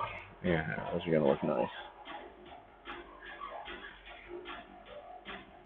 And then these, from the manufacturing perspective, so the queen herself is going to be on, well, when I do my reproductions, my prints and canvas prints, wood prints, sign number posters, whatever, it'll be the whole image. And then for the Genius pipe, it's just going to be just the middle part here because it's such a, I mean, that's the surface I had to work on. So like for this one, it was the Ma Deuce, so it was a nice sideways painting that we cut out.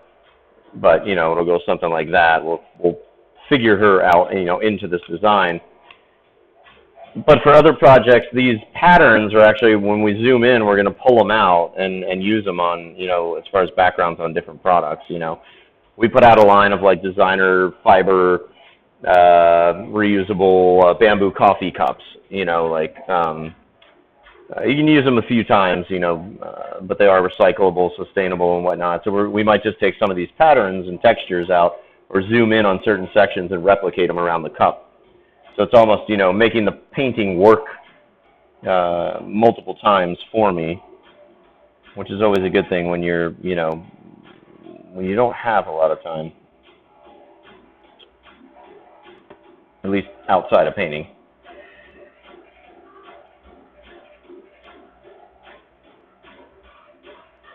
What do you mean you don't have a lot of time? You've been streaming for 5 hours. And then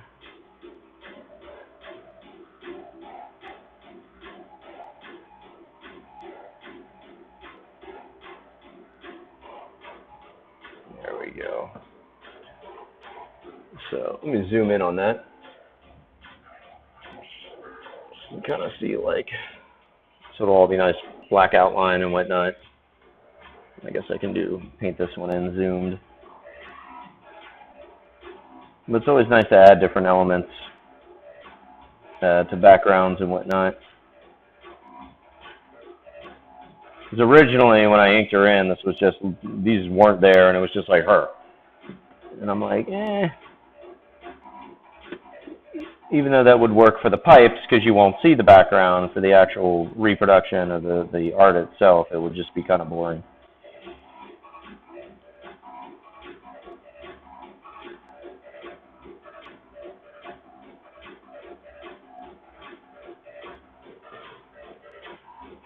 Alrighty.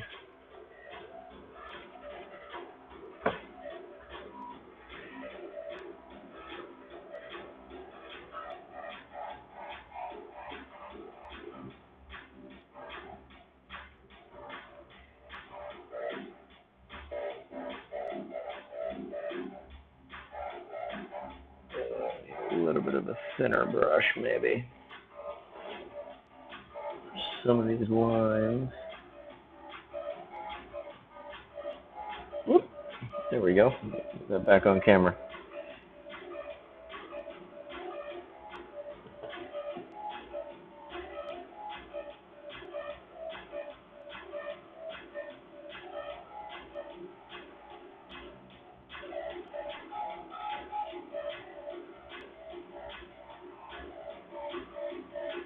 Alrighty.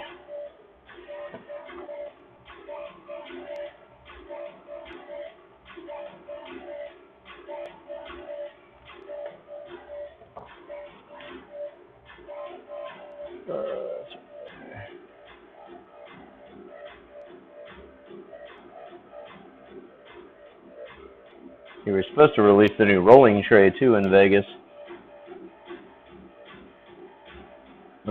Not able to make the booth, so OCB has to hold the release of it. I was like, whoops.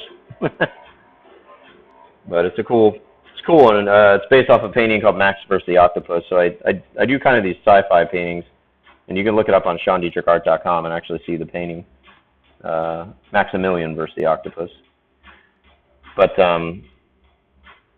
yeah, basically it's like a giant red Zeppelin bombing a huge octopus, like monster octopus.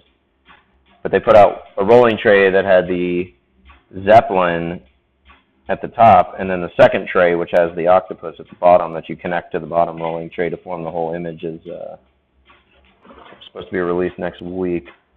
And I'm hoping it doesn't delay the release of Paris, which is this absolute insanity piece that I did for him.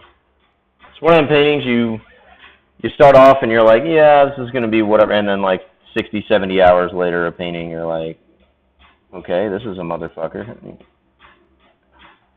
Which is always good. I like unexpected paintings like that.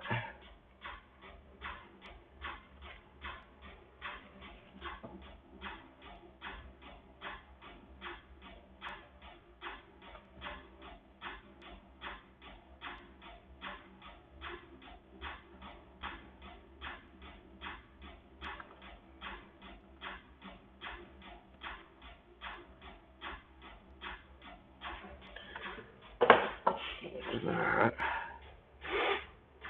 Yeah, kind of like the thickness of the line. That's all right.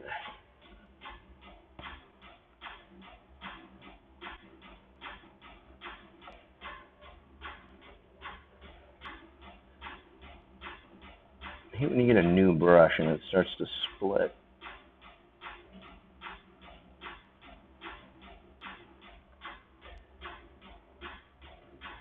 But that's what you get when you draw with a paintbrush that has the price tag still on it.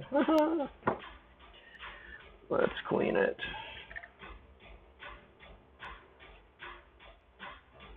Let's see. Alright, I like those first two. I'm actually gonna zoom out a little bit. There we go.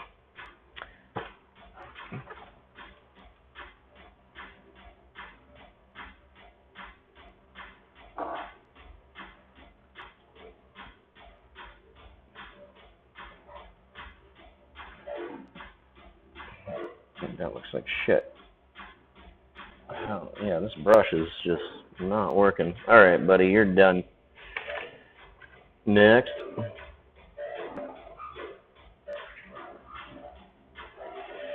Funny, the brush I just used to ink the last like 7 paintings, you know, one brush lasted that long.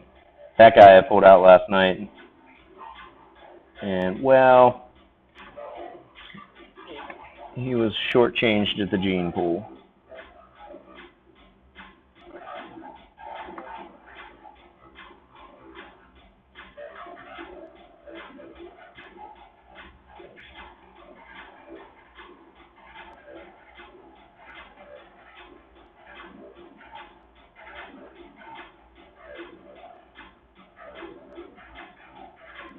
There we go.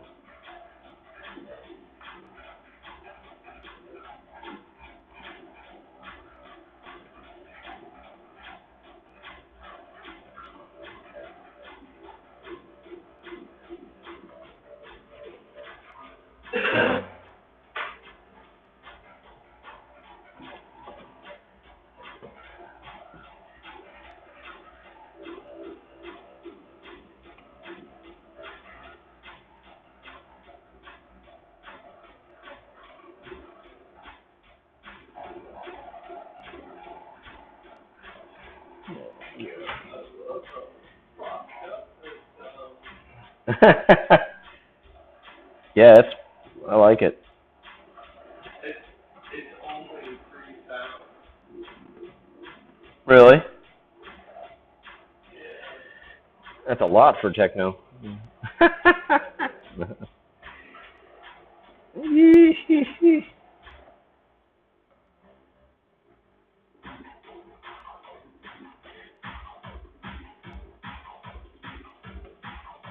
Oh yeah, Sugar's getting the dance party going.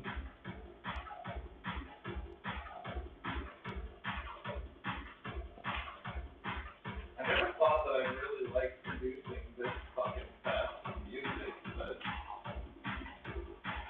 it was like literally 30 beats per minute faster than anything I've ever made. That's cool. I mean, it'll definitely intrigue people. Alright.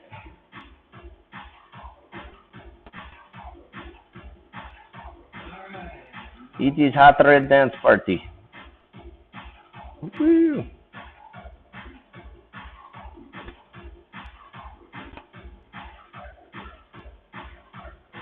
There we go.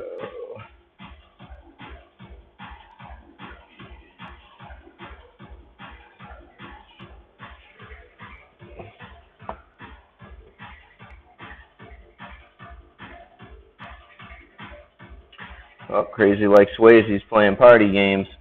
Oh yeah. That means he's probably cranking. How do you know this? Are you like His Discord, I get Discord notifications. Oh. So it popped up, party games, which means his bourbon drinking is increasing.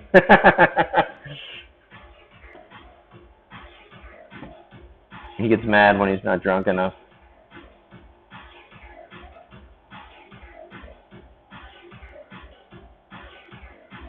Right. Sorry, I'm spinning the painting all the way around here, but obviously it gives me a much better angle at which to draw these doohickeys, whatever you guys can name them. Thingamahoobs, spikes, Sputnik points.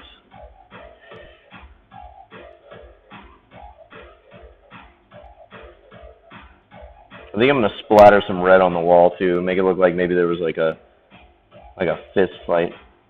Just like a couple of old dirty bums got into it right behind the Red Queen before she sat down to play poker.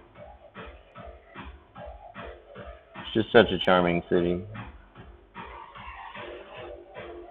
Alright.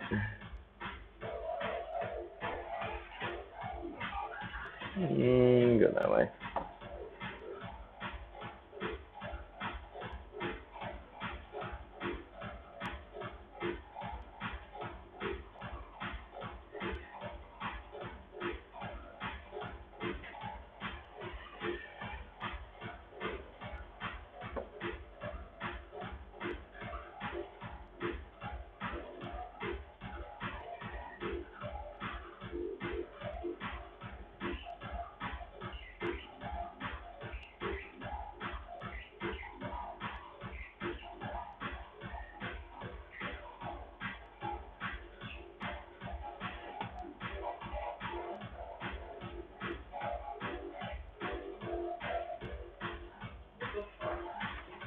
I'm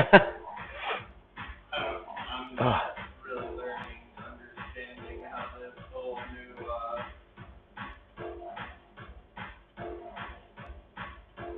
interface. Sugar's confused. But knowing him, it's probably because the developer fucked up. No, this is just, I mean, I've been using CS5 for so long, and I mean, that's like fucking probably 15 years old. Oh, on Photoshop? Well, I'm on Premiere. Oh, Premiere, that's, yeah. This is what I'm using right now. Oh, okay. But yeah, Photoshop, Illustrator, etc. Like, I've just been Yeah, I hate that shit where they start switching buttons around and you're like, okay, why? You couldn't have just, like, kept the core shit the same?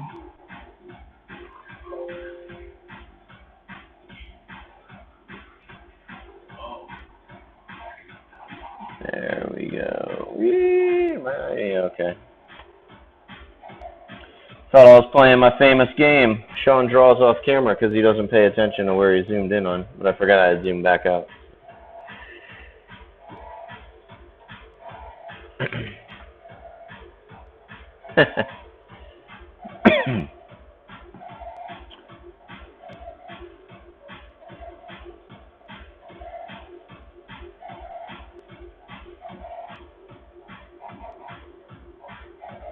Anybody watching ever do any, like, I guess it's IRL, right? Like where you just walk around and stream, like, I'm wondering when I'm at the festivals how I'm going to stream this, like I'd love to stream the live painting I'm doing at the festival, but it's like, you know, I'm just kind of early into researching the technology as far as getting like a suitcase unit with internet, but just being at a festival with 100,000 people and they're all on the same network. I can barely run a credit card sometimes, so I'm like, I got to figure out a way to stream this shit. And I know they do it because, what is it, Camp Bisco is going on this weekend, and my buddy always does like the subscription to watch that, so.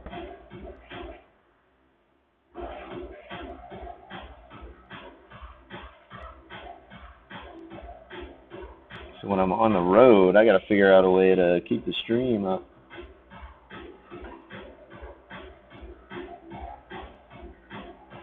That way you can see live the drunk people that fall on the grass behind my painting and give birth to a alcohol baby.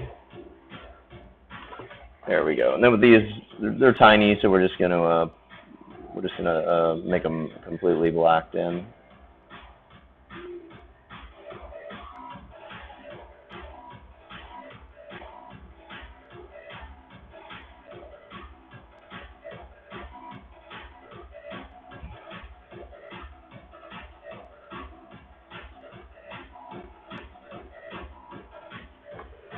There we go.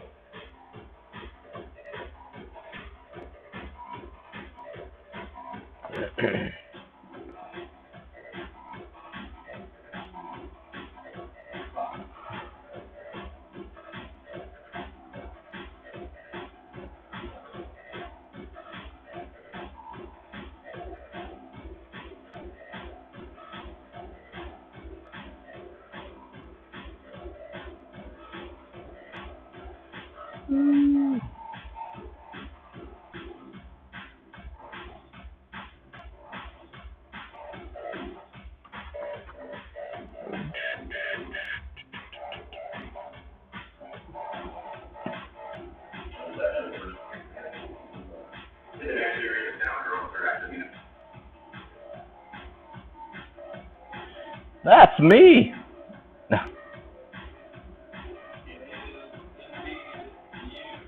I know my own voice.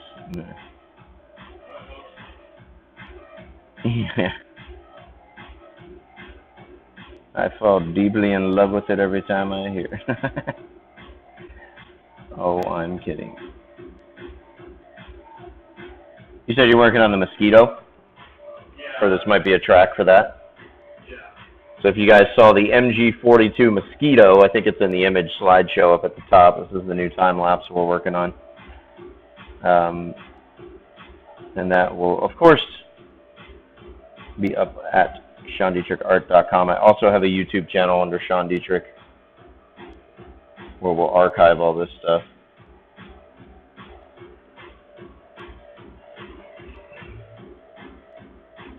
I used to worry about like, oh man, I had to set up the time lapses and film them and whatnot. 5 hours, 23 minutes. Of what? That must be it.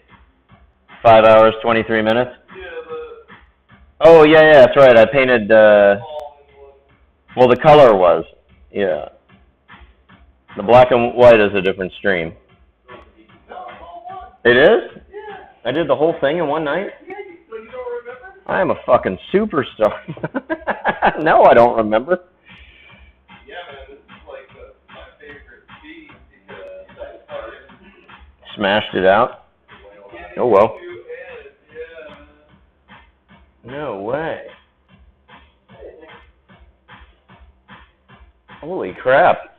I remember, like, not,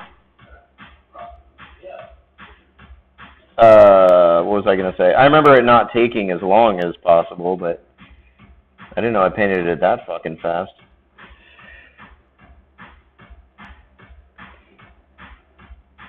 Means my memory is all fucked, too. What did I do? Did I do something? Yeah. Did I go to the bathroom today? Cool. Well, that'll be an easy one. Or at least you don't have to pull from different, two different streams. Right. Maybe just drop it all in. You don't have to cross the streams.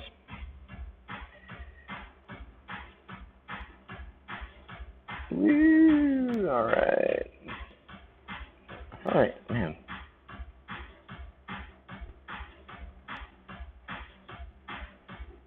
I got to start conceptualizing what I'm going to start on next week. Still trying to figure out how to, the big 6 foot by 4 foot painting, how to, I got to experiment with some camera angles and stuff like that.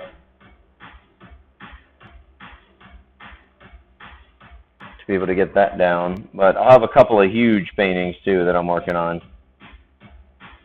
I got a Monty Python and the Holy Grail commission. And then if you've tuned in over the last several weeks and seen me work on the Higgins whale, the MG42 mosquito, and the Shermanthepede, the Sherman tank centipede, then you've probably heard me talk about my buddy's grandfather who stormed Normandy. And I'm doing a painting to commemorate it. But all the World War II vehicles have been animalized, so going like very surreal with it.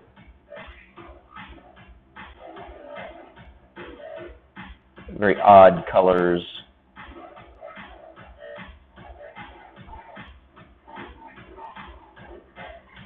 Should be cool, but it's a big painting, so. But I have seen a couple of artists, shout out to Pork, who was just pushing people over to this stream the other night. Really appreciate it. But he was working on a pretty big piece, and kind of, by watching his stream, I got a few ideas on how I might set up the camera positioning. There we go. A few little more hairs. I love doing those little hairs like that. Just kind of.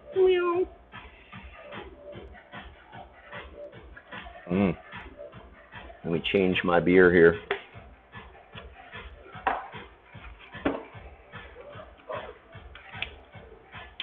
All right. Shit. Is that going to explode? No. 1 second. Got to reload. Oh, and I dropped it. Oh, well. Excellent. Well, cheers. Happy Friday to the States, to the Kiwis and the Aussies. Happy Saturday. Did I do that right?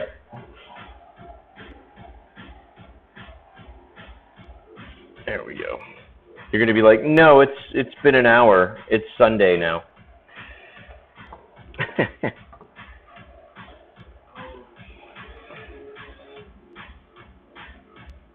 Our country floated around the world again. What's oh shit? Tell us, sugar. Dude. 21st century. Adjusting levels. Ooh. 21st Century Fox.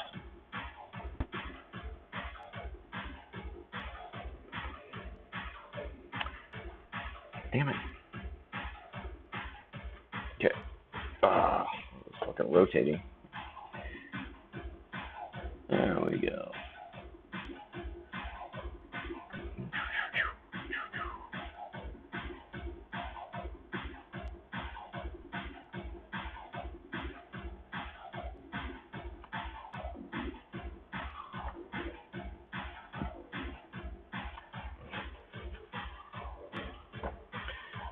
we got one side done.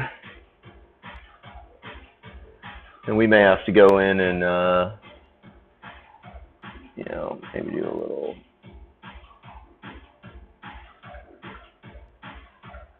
hatch lines in the middle there, just to give it a little texture and some action, make it so it doesn't look so plain.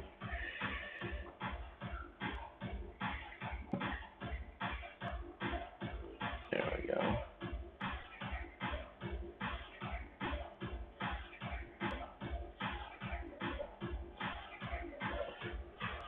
Ooh, all right. Let's see. Keep continuing around.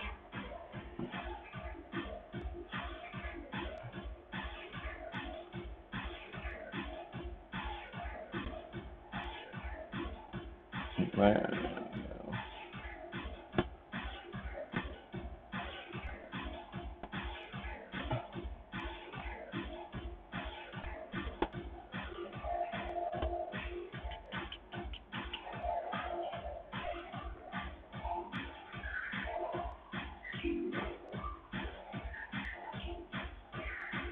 And this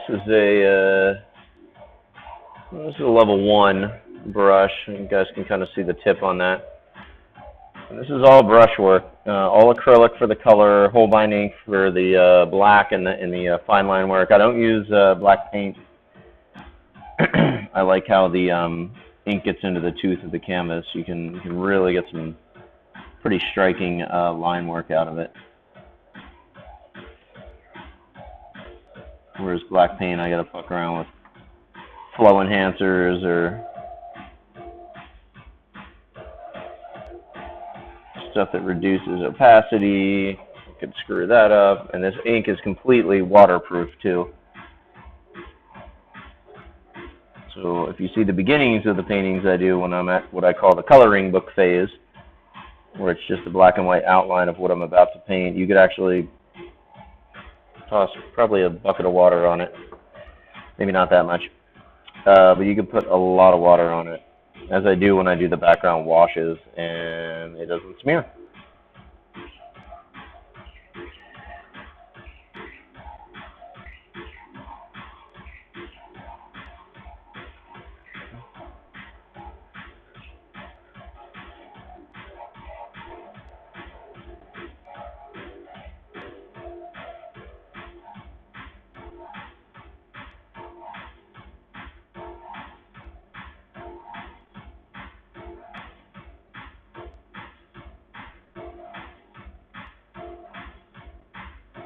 There we go. Hey, did you go to Paul Barker's synth shop? No. Didn't get a chance? Okay. I was wondering about that and forgot to ask you. It's not in Seattle. It's in fucking Portland. Ah, okay. Shit. Well, we need to make a trip to Portland. Crazy.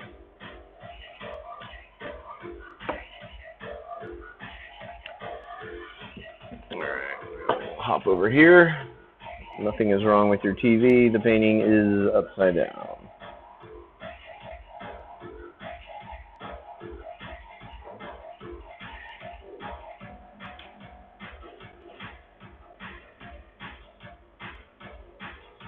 Well, I think a few of you are have been watching online or heading down to San Diego Comic-Con. I believe it's next week, right? This will be my 18th year, but I'm not going. So first time in 18 years, I won't be doing San Diego Con. Just way too busy. I'll miss it. But if any of you guys are heading down there, good luck and have fun. And it's always an amazing pop culture experience. Even though they try and shove 150,000 people into a shoebox.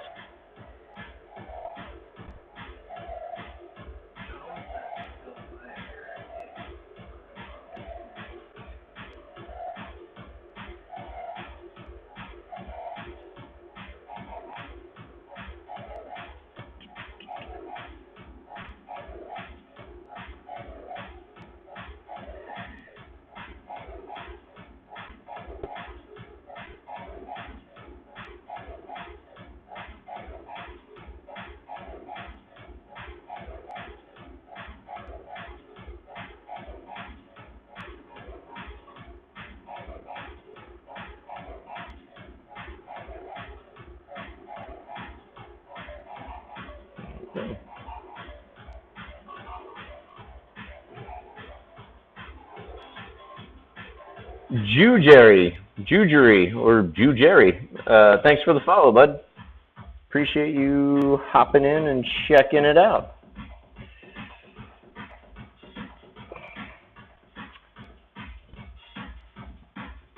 I'm sorry if I slaughtered your name.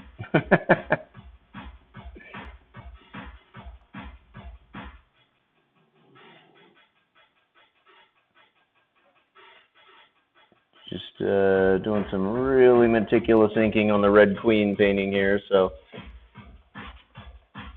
probably should zoom in a little. What's happening with that zoom?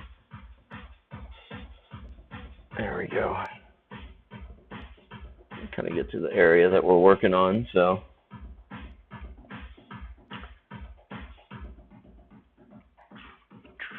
All right, I'll get some of these smaller ones.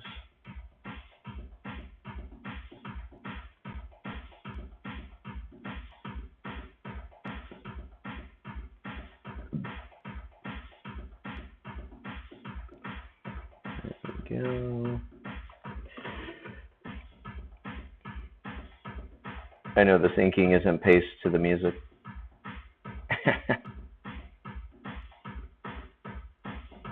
Anything slower and I would fall asleep. So I'm glad Sugar's working on a pretty fast track.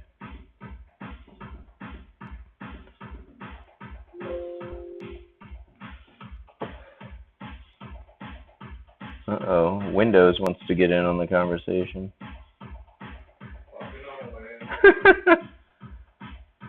Hey man, I see you're working on a complex piece of music. Time for 60 updates. Thanks, Bill Gates. There we go.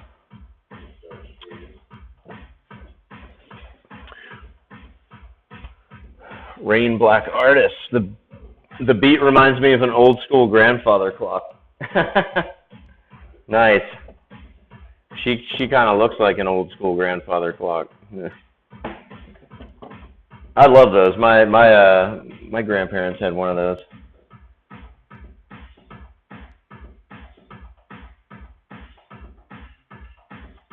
I hope it ticked a little bit slower.